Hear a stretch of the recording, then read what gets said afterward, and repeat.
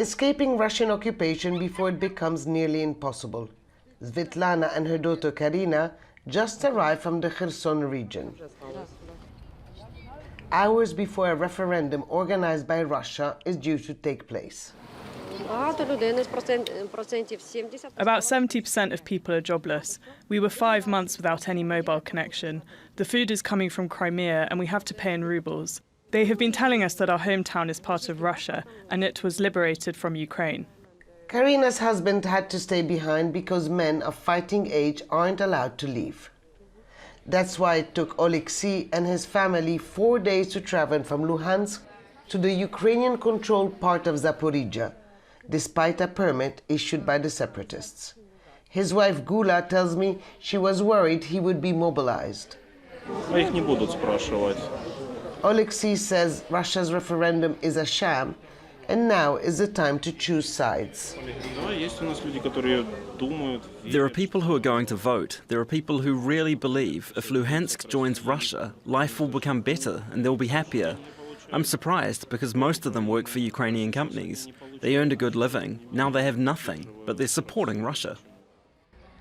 People still living in Zaporizhzhia, Kherson and the Donbass will be asked if they want to join Russia.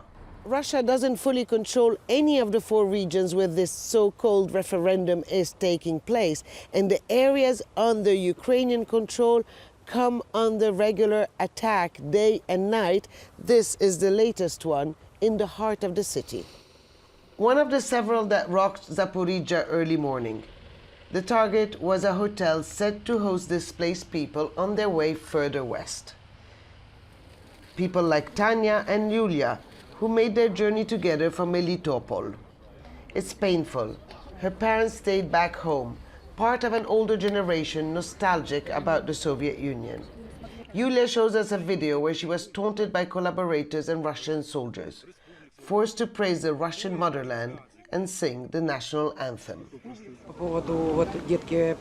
I kept my children at home. At school, there was too much pressure on them.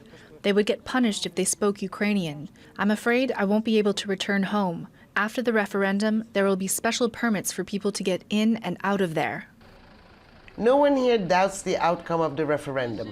The vote has already been discarded by Ukraine and its allies, but Russia will use it to stretch its borders closer to western Ukraine.